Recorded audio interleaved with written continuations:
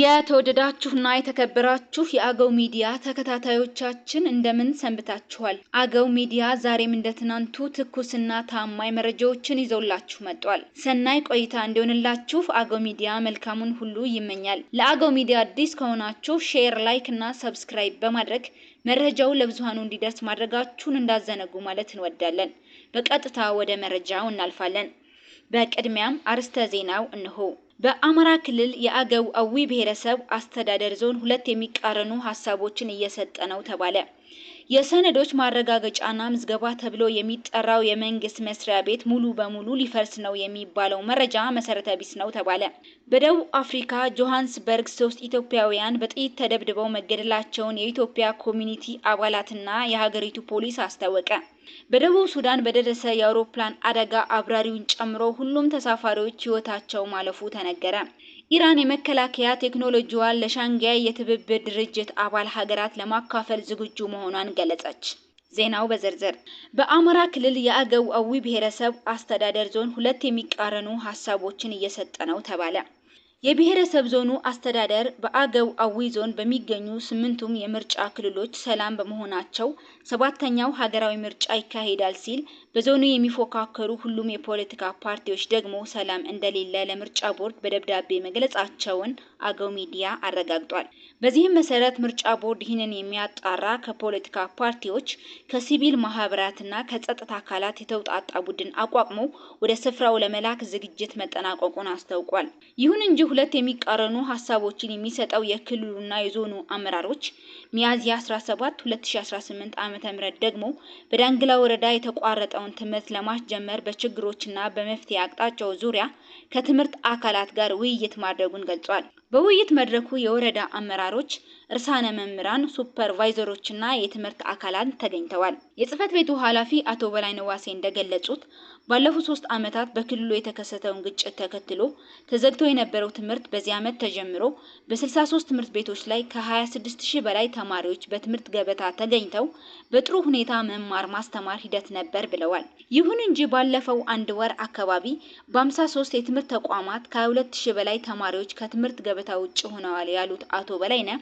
ትምህርት የሁሉንም ዜጋ ስሜት የሚነካ የትውልድ ቅብብሎሽን የሚያስቀጥል የእድገት መሳሪያ በመሆኑ ትውልድን ለማዳን ሁሉም ማህበረሰብ የተዘጋውን ትምህርት ለማስከፈት መረባረብ ይገባል ሲሉ በብሔረሰቡ ዞን ሰላም እንደሌለ አብራርተዋል። ኃላፊው አክለውም በታጠቁ ኃይሎች የመማር ማስተማር ሂደቱ መስተጓጎል በገጠመው እርሳነ መምህራን፣ ሱፐርቫይዘሮችና መምህራን ከትምህርት ቤት ለቀው መውጣታቸውን ጨምረው ገልጸዋል።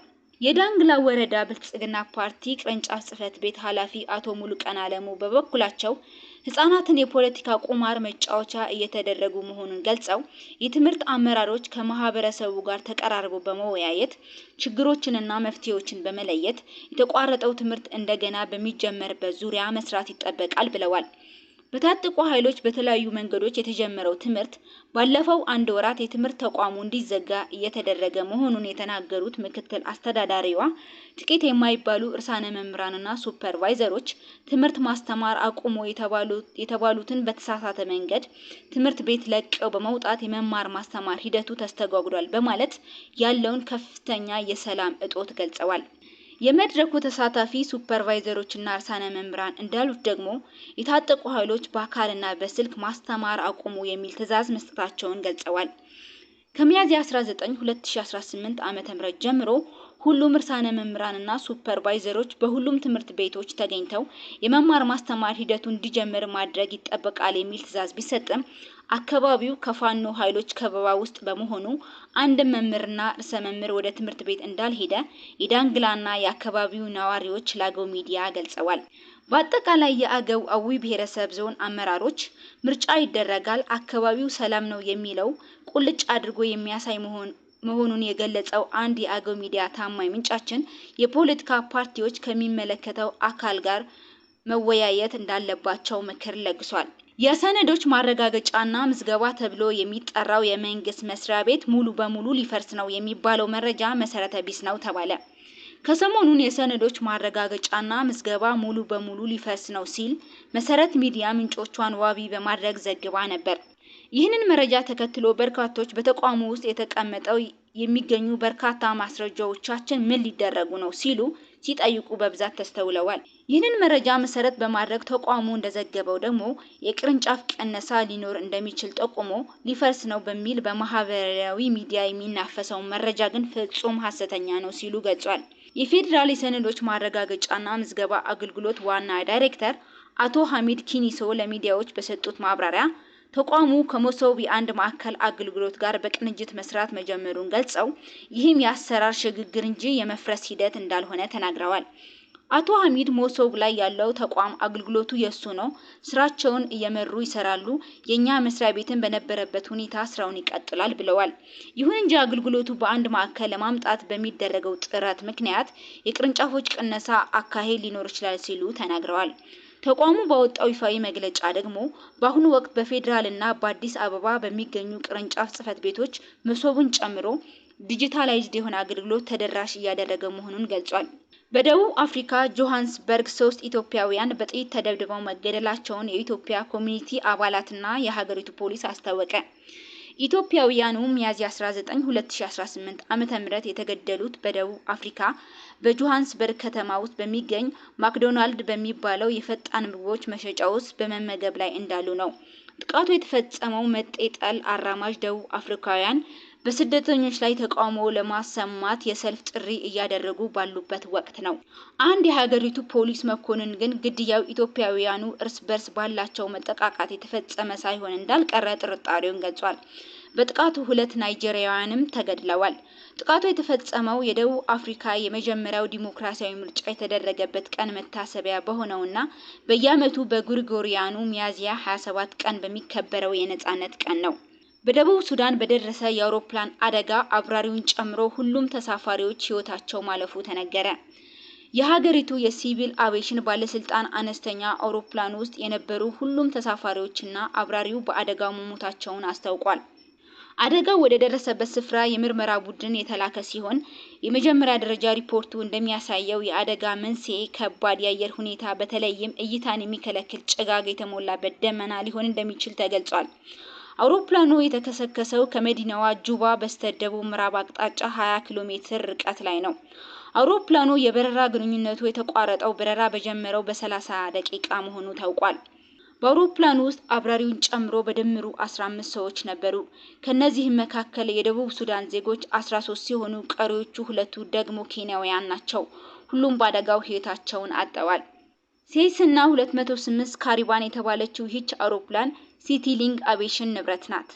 ደቡብ ሱዳን ደካማ የሚባል የትራንስፖርት ስርዓት ያላት ሲሆን መልካም የሚባል የበረራ ታሪክም የላትም። ሀገሪቱ እንደ አውሮፓውያን አቆጣጠር በ2011 ነጻነቷን ካገኘች በኋላ ይሄኛው የአውሮፕላን አደጋ ለ55ኛ ጊዜ በደቡብ ሱዳን ምድር የተከሰተ ነው። ኢራን የመከላከያ ቴክኖሎጂዋን ለሻንጋይ የትብብር ድርጅት አባል ሀገራት ለማካፈል ዝግጁ መሆኗን ገለጸች። ኢራን ያላትን የመከላከያ ትጥቅና የቴክኖሎጂ አቅሞቿን ለገለልተኛ ሀገራት በተለይም ደግሞ ለሻንጋይ የትብብር ድርጅት አባል ሀገራት ለማካፈል ዝግጁ መሆኗን አስታወቀች። የኢራን ምክትል የመከላከያ ሚኒስትር ሬዛ ታይላኒክ እንደገለጹ ቴሄራን በራሷ አቅም ያበለጸገችውን የመከላከያ ትጥቆችና የቴክኖሎጂ ውጤቶች ለወዳጅ ሀገራት ለማጋራት ፍላጎት አላት።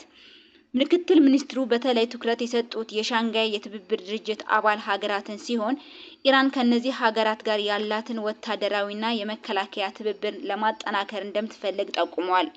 ይህም ለቀጠናው ሰላምና ደህንነት መከበር ከፍተኛ አስተዋጽኦ ይኖረዋል ብለዋል። ኢራን በቅርብ ዓመታት በተለይም በሚሳኤልና በሰው አልባ አውሮፕላኖች ድሮን ቴክኖሎጂ ከፍተኛ እድገት ማሳየቷ የሚታወስ ሲሆን ይህ የቴክኖሎጂ ሽግግር ጥሪ የቀረበው ሀገሪቱ በምዕራባውያን ሀገራት ላይ ያላትን ጥገኝነት ለመቀነስና ከምስራቁ ዓለም ጋር ያለውን ግንኙነት ለማጠናከር በምታደርገው ጥረት አካል እንደሆነ ተናግሯል። የሻንጋይ የትብብር ድርጅት እንደ ቻይና፣ ሩሲያ፣ ህንድና ፓኪስታን ያሉ ሀገራት በአባልነት የያዘ ሲሆን ኢራን በቅርቡ የድርጅቱ ሙሉ አባል መሆኗ ይታወቃል ሲል አል አረቢያ ዘግቧል። የተወደዳችሁ አድማጮች አርዕስተ ዜናው በድጋሚ እንሆ። በአማራ ክልል የአገው አዊ ብሔረሰብ አስተዳደር ዞን 2 የሚቃረኑ ሐሳቦችን እየሰጠ ነው ተባለ። የሰነዶች ማረጋገጫና ምዝገባ ተብሎ የሚጠራው የመንግስት መስሪያ ቤት ሙሉ በሙሉ ሊፈርስ ነው የሚባለው መረጃ መሰረተ ቢስ ነው ተባለ። በደቡብ አፍሪካ ጆሃንስበርግ 3 ኢትዮጵያውያን በጥይት ተደብድበው መገደላቸውን የኢትዮጵያ ኮሚኒቲ አባላትና የሀገሪቱ ፖሊስ አስታወቀ። በደቡብ ሱዳን በደረሰ የአውሮፕላን አደጋ አብራሪውን ጨምሮ ሁሉም ተሳፋሪዎች ሕይወታቸው ማለፉ ተነገረ። ኢራን የመከላከያ ቴክኖሎጂዋን ለሻንጋይ የትብብር ድርጅት አባል ሀገራት ለማካፈል ዝግጁ መሆኗን ገለጸች። ይህ አገው ሚዲያ ነው። ወዳችሁ ስለምትከታተሉንና ለሌሎች እንዲደርስ ሼር ስለምታደርጉ እያመሰገንን በሌላ ዝግጅት እስከምንገናኝ መልካሙን ሁሉ ተመኘን።